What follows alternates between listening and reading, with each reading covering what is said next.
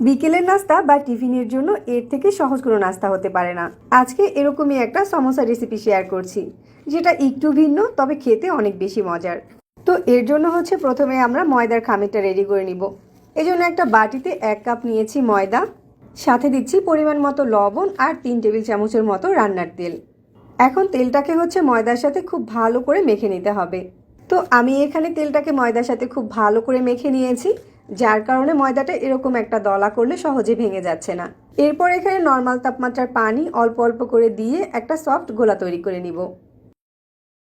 ময়দার গোলাটা মাখানো হয়ে গেলে এটাকে 10 মিনিটের জন্য রেস্টে দিয়ে দিব। এতে করে গোলাটা ঠিকঠাকভাবে সেট হয়ে যাবে। এরপর এখানে আমি 2টার মতো আলু সিদ্ধ করে এরকম টুকরো করে নিয়েছি। এখন একটা গ্রেটার দিয়ে আলুটাকে গ্রেট করে নিচ্ছি, যাতে করে আলুতে কোনো দানা না থাকে। তো আলুগুলো গ্রেট করা হয়ে গিয়েছে। এবার এর সাথে দিয়ে দিচ্ছি পরিমাণ মতো লবণ, দিচ্ছি 1/2 চামচ হলুদ গুঁড়া আর 1 চামচ লাল মরিচের গুঁড়া। কালো গোলমরিচের গুঁড়া দিচ্ছি 1/2 চামচ আর 1/2 চামচ দিচ্ছি চাট মশলা।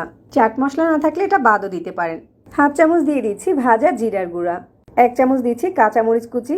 2 টেবিল চামচ দিচ্ছি গাজর কুচি আর 1 চামচ দিচ্ছি ধনেপাতা কুচি। 1 চামচ দিয়ে দিচ্ছি চিলি ফ্লেক্স আর 2 টেবিল চামচ দিচ্ছি কর্নফ্লাওয়ার। এখন এই সব কিছু একসাথে খুব ভালো করে মিশিয়ে নিচ্ছি। আলুর সাথে কর্নফ্লাওয়ারটা না দিলে কিন্তু সমোসাটা ভাজার সময় ভিতর থেকে আলুর পুরটা বের হয়ে যেতে পারে, তাই অবশ্যই কর্নফ্লাওয়ারটা দিতে হবে। আলুর পুরটা রেডি করতে করতে এর ভিতরে আমাদের ময়দার ডোটাও সেট হয়ে গিয়েছে। এবার এখান থেকে অর্ধেকটা পরিমাণ ডো নিয়ে নিচ্ছি। তারপর একটা বোর্ডের উপরে কিছুটা ময়দা ছিটিয়ে দিয়ে একটা পাতলা মতো করে রুটি বেলে নিচ্ছি।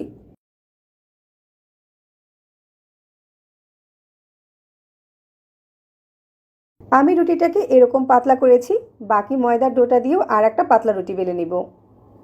এখন এই পাতলা রুটির উপরে আলুর পুরটাকে ঠিক এভাবে করে বিছিয়ে দিচ্ছি। রুটির চারো সাইডে আলুর পুরটা যখন বিছানো হয়ে যাবে, তখন এর উপর দিয়ে আর একটা যে পাতলা রুটি বেলে রেখেছিলাম ওটা দিয়ে দিচ্ছি। চারো সাইডটাকে হালকা হাতে একটু চেপে দিচ্ছি। তারপর এই রুটিটাকে স্কোয়ার সাইজ করে কেটে নিচ্ছি। এখন রুটিটাকে লম্বা করে কেটে নিব।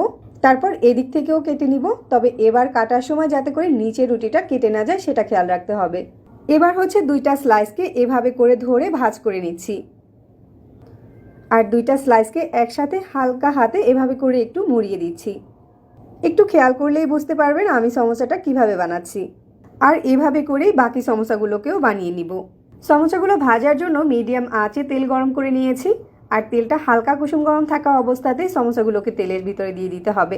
এখন চুলার আঁচটাকে মিডিয়ামে রেখে এই সমোসাগুলোকে ভেজে নিতে হবে। এপাশ ওপাশ করে ভাজতে ভাজতে সমোসাগুলোতে এখন দারুণ একটা কালার চলে এসেছে। ঠিক এই পর্যায়ে সমোসাগুলোকে তেল ঝরিয়ে উঠিয়ে নিচ্ছি।